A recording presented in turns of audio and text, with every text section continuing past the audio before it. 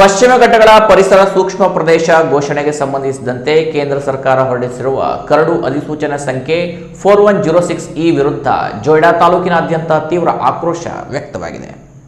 ಈ ಅಧಿಸೂಚನೆಯಿಂದ ಸಾರ್ವಜನಿಕರಿಗೆ ಆಗಲಿರುವ ತೊಂದರೆಗಳನ್ನು ತಪ್ಪಿಸಲು ಮತ್ತು ಸ್ಥಳೀಯರ ಹಿತರಕ್ಷಣೆಗಾಗಿ ಬಿಜೆಪಿ ಮುಖಂಡ ಹಾಗೂ ಮಾಜಿ ಶಾಸಕ ಸುನೀಲ್ ಹೆಗಡೆ ಅವರ ನೇತೃತ್ವದಲ್ಲಿ ಜೊಯ್ಡಾ ತಹಶೀಲ್ದಾರರ ಮೂಲಕ ರಾಜ್ಯದ ಮುಖ್ಯಮಂತ್ರಿಗಳಿಗೆ 8 ಪ್ರಮುಖ ಆಕ್ಷೇಪಣೆ ಹಾಗೂ ಸಲಹೆಗಳನ್ನೊಳಗೊಂಡ ಮಹತ್ವದ ಮನವಿ ಪತ್ರವನ್ನು ಸಲ್ಲಿಸಲಾಯಿತು. ಈ ಸಂದರ್ಭದಲ್ಲಿ ಮಾತನಾಡಿದ ಮಾಜಿ ಶಾಸಕ ಸುನೀಲ್ ಹೆಗಡೆ ಅವರು, ಜೊಯ್ಡಾ ತಾಲೂಕು ಈಗಾಗಲೇ ಕಾಳಿ ಜಲವಿದ್ಯುತ್ ಯೋಜನೆ, ದಾಂಡೇಲಿ ಅಭಯಾರಣ್ಯ, ಅಣಶಿ ರಾಷ್ಟ್ರೀಯ ಉದ್ಯಾನವನ ಹಾಗೂ ಕಾಳಿ ಹುಲಿ ಸಂರಕ್ಷಿತ ಪ್ರದೇಶದಂತಹ ಯೋಜನೆಗಳಿಂದಾಗಿ ಸಾಕಷ್ಟು ನೊಂದಿದೆ. ಇಲ್ಲಿನ ಸ್ಥಳೀಯ ಜನರು ರಸ್ತೆ, ವಿದ್ಯುತ್, ಆಸ್ಪತ್ರೆಯಂತಹ ಕನಿಷ್ಠ ಮೂಲಭೂತ ಸೌಲಭ್ಯಗಳಿಗಾಗಿಯೇ ದಿನನಿತ್ಯ ಹೋರಾಟ ನಡೆಸುತ್ತಿದ್ದಾರೆ.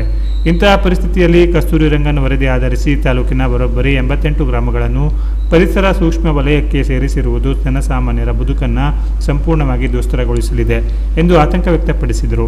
ಮನವಿಯಲ್ಲಿರುವ ಪ್ರಮುಖ 8 ಆಕ್ಷೇಪಣೆಗಳು ಮತ್ತು ಸಲಹೆಗಳು ಏನೆಂದರೆ, ಕೇರಳ ರಾಜ್ಯದ ಮಾದರಿಯಲ್ಲಿಯೇ ನಮ್ಮ ಕರ್ನಾಟಕ ರಾಜ್ಯದಲ್ಲೂ ಪಶ್ಚಿಮ ಘಟ್ಟಗಳ ಭೌಗೋಳಿಕ ಪರಿಸರದ ಭೌತಿಕ ಸಮೀಕ್ಷೆಯನ್ನು ನಡೆಸಬೇಕು. ಕಂದಾಯ ಗ್ರಾಮಗಳಲ್ಲಿನ ಪ್ರದೇಶಗಳ ಪರಿಷ್ಕೃತ ವಿವರಗಳನ್ನು ಸಿದ್ಧಪಡಿಸಿ ಕೇಂದ್ರ ಸರ್ಕಾರಕ್ಕೆ ಸಲ್ಲಿಸಬೇಕು. ಕರಡು ಅಧಿಸೂಚನೆಯ ಹಿನ್ನೆಲೆಯಲ್ಲಿ ಜೊಯ್ಡಾ ಸೇರಿದಂತೆ ಇಡೀ ಉತ್ತರ ಕನ್ನಡ ಜಿಲ್ಲೆಯ ಮೇಲೆ ಬೀರಲಿರುವ ಸಾಮಾಜಿಕ, ಆರ್ಥಿಕ ಹಾಗೂ ಶೈಕ್ಷಣಿಕ ಪರಿಣಾಮಗಳ ಕುರಿತು ಸರ್ಕಾರ ಪ್ರತ್ಯೇಕವಾಗಿ ಸಮಗ್ರ ಅಧ್ಯಯನ ನಡೆಸಬೇಕು.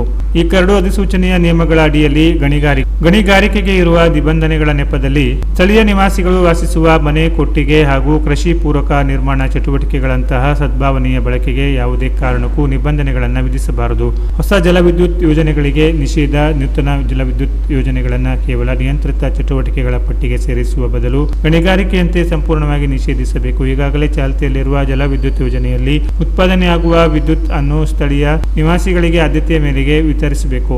ಇದಕ್ಕಾಗಿ ಅರಣ್ಯ ಪ್ರದೇಶಗಳಲ್ಲಿ ಓವರ್ ಹೆಡ್ ತಂತಿಗಳ ಬದಲಾಗಿ ಕಡ್ಡಾಯವಾಗಿ ಇನ್ಸುಲೇಟೆಡ್ ಕೇಬಲ್ ಬಳಸಬೇಕು. ಕಾಳಿ ಜಲವಿದ್ಯುತ್ ಯೋಜನೆಯಿಂದ ಸ್ಥಳೀಯರು ಕಷ್ಟ ಅನುಭವಿಸುತ್ತಿದ್ದು, ಲಾಭವನ್ನು ಮಾತ್ರ ಇತರರು ಪಡೆಯುತ್ತಿರುವುದನ್ನು ನೋಡಿದ ಮೇಲೆ ಇಂಥ ಮಾರಕ ಯೋಜನೆಗಳಿಗೆ ಪಶ್ಚಿಮ ಘಟ್ಟ ಪ್ರದೇಶದಲ್ಲಿ ಯಾವುದೇ ಕಾರಣಕ್ಕೂ ಒಪ್ಪಿಗೆ ನೀಡಲು ಸಾಧ್ಯವಿಲ್ಲ. ನೈಸರ್ಗಿಕ ಸಂಪನ್ಮೂಲ ಸಾಗಣೆ ನಿಷೇಧ. ಕರಡು ಅಧಿಸೂಚನೆಯಲ್ಲಿ ಉಲ್ಲೇಖಿಸಿದ ಪ್ರದೇಶದಿಂದ ನೈಸರ್ಗಿಕ ಸಂಪನ್ಮೂಲಗಳನ್ನು, ವಿಶೇಷವಾಗಿ ನೀರನ್ನು ನದಿ ತಿರುವು ಯೋಜನೆ ಅಥವಾ ಪೈಪ್ಲೈನ್ ಮುಖಾಂತರ ಇತರ ಪ್ರದೇಶಗಳಿಗೆ ಒಯ್ಯುವುದನ್ನು ಸಂಪೂರ್ಣವಾಗಿ ನಿಷೇಧಿಸಬೇಕು.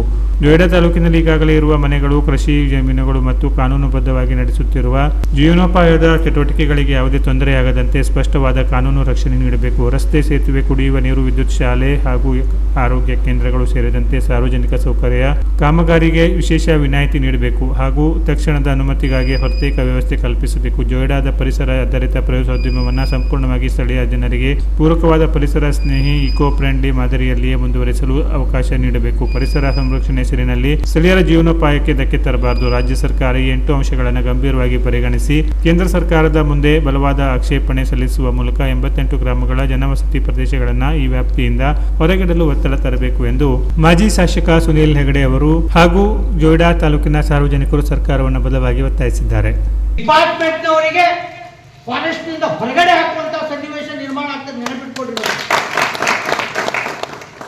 ಜನರ ಸಂಗಡ ಒಂದಾಗಿ ಕಾಯ್ದೆಗಳಿರ್ಬೋದು, ಆ ಕಾಯ್ದೆ ಇಂಪ್ಲಿಮೆಂಟ್ ಮಾಡಬೇಕಾದ್ರೆ ಜನರ ಸಹಕಾರ ಬೇಕಾಗ್ತದೆ. ಫಾರೆಸ್ಟ್ ಡಿಪಾರ್ಟ್ಮೆಂಟ್ ಅವರು, ಸರ್ಕಾರದ ಅಧಿಕಾರಿಗಳು ಜನರನ್ನ ವಿಶ್ವಾಸಕ್ಕೆ ತಗೊಂಡು, ಜನರನ್ನೇ ತಗೊಂಡು ಕಾಡನ್ನ ಉಳಿಸುವ ಮೂಲಕ ಅವರು ಜೀವನ ಮಾಡುವಂತಹ ಸನ್ನಿವೇಶ ನಿರ್ಮಾಣ ಮಾಡಿದ್ರೆ ಮಾತ್ರ ಜೊಯ್ಡಾ ತಾಲೂಕಿನಲ್ಲಿ ಮುಂದಿನ ದಿನಗಳ ಇಲ್ಲಾಂದ್ರೆ ಜನ ಒಮ್ಮೆ ರೊಚ್ಚಿಗೆದ್ರೆ ನಿಮ್ದು ಪರಿಸ್ಥಿತಿ ಎಲ್ಲಿಗೆ ಹೋಗ್ಬಿಡ್ತದಂತ ಹೇಳಿಕ್ ಬರುವುದಿಲ್ಲ. ಈ ಕಾಡು ಸರ್ಕಾರದ ಅಲ್ಲ, ಈ ಕಾಡು ನಮ್ದಿದು, ನಮ್ಮ ಜೊಯ್ಡಾ ತಾಲೂಕಿನ ಜನರ ಕಾಡಿದು. ಇದನ್ನು ಉಳಿಸುವಂತ ಕೆಲಸ ನಾವು ಮಾಡ್ತೇವೆ, ನಮ್ಗೆ ಸಹಕಾರ ಕೊಡಿ. ನಾವು ಬೇಕಾಬಿಟ್ಟಿ ಗಿಡ ಕಡಿಯುವಂತ ಜನ ಅಲ್ಲ, ಬೇಕಾಬಿಟ್ಟಿ ಪ್ರಾಣಿಗಳನ್ನು ಕೊಲ್ಲುವಂತ ಜನನೂ ಅಲ್ಲ. ಆದ್ರೆ ಕೆಲವೊಂದು ನಮ್ಮ ಸಂಪ್ರದಾಯಗಳಿದ್ದಾವೆ, ಆ ಸಂಪ್ರದಾಯಕ್ಕೆ ತಕ್ಕಂಗೆ ನಾವು ಹೋಗಬೇಕಾಗಿರ್ತದೆ. ಆ ಸಂಪ್ರದಾಯಗಳನ್ನೇ ಹಾಳು ಮಾಡ್ತೀವಿ ಅಂತ ಹೇಳಿದ್ರೆ ಆಗುತ್ತಿಲ್ಲ. ಬುಡಕಟ್ಟು ಜನಾಂಗಕ್ಕೆ ಕೆಲವೊಂದು ಸಂಪ್ರದಾಯಗಳಿದ್ದಾವೆ, ಆ ಸಂಪ್ರದಾಯದ ಪ್ರಕಾರನೇ ಆ ಬುಡಕಟ್ಟು ಜನಾಂಗ ಇರಬೇಕು. ಕುಂಬ್ಳಿ ಜಮೀನುಗಳನ್ನ, ಇವತ್ತು ಕುಂಬ್ಳಿ ಜಮೀನು ಫಾರೆಸ್ಟ್ ಡಿಪಾರ್ಟ್ಮೆಂಟ್ ಸರ್ಕಾರದಲ್ಲ, ಅದು ಆಯಾ ಜನರದಿದೆ. ಕೂಡಲೇ ಅದಕ್ಕೆ ಒಂದು ಕಮಿಟಿ ಮಾಡಿ MLA. ಅರಣ್ಯ ಇಲಾಖೆ ಅಂತ ಹೇಳಿದ್ರೆ ಪಾಕಿಸ್ತಾನಿ ತಂಗರು. ನಮ್ಮ ಅರಣ್ಯದಲ್ಲಿ ನಾವು ರಾತ್ರಿ ಹೋಗ್ಬೇಕಾದ್ರೆ ಸಮಸ್ಯೆ, ನಾವು ಒಂದು ಮನೆ ಕಟ್ಕೋಬೇಕಾದ್ರೆ ಸಮಸ್ಯೆ, ಹೆಂಗ್ ಬದುಕಬೇಕು?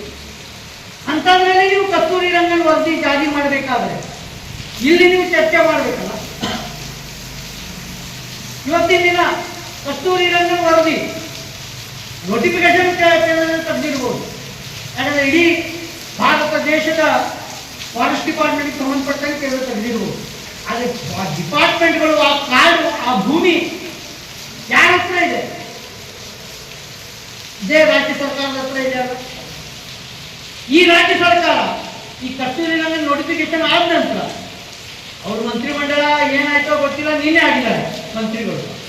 ಇಲ್ಲಿರುವಂತ MLA ಇದ್ದಾರೆ, ಇವರು ಮಂತ್ರಿಗಳು ಎಲ್ಲರೂ ಬಂದು ಇಲ್ಲಿ ಗ್ರಾಮ ಪಂಚಾಯಿತಿ ಮಟ್ಟದಲ್ಲಿ ಹೋಗಿ ಸಾರ್ವಜನಿಕರ ಸಭೆಗಳನ್ನು ಮಾಡಿ ಅಹವಾಲುಗಳನ್ನು ತಗೊಂಡು ಅವರ ಕಂಪ್ಲೇಂಟ್ಗಳನ್ನು ತಗೊಂಡು ಎಲ್ಲವನ್ನು ಕನ್ಕ್ಲೂಡ್ ಮಾಡಿ ವಿಧಾನಸಭೆಗೆ ಹೋಗಿ ಅಲ್ಲಿ ರೆಸಲ್ಯೂಷನ್ ಮಾಡಿ ಅದನ್ನ ರಾಜ್ಯ ಕೇಂದ್ರ ಸರ್ಕಾರದ ಮೇಲೆ ಹೇಳಬೇಕಲ್ಲ.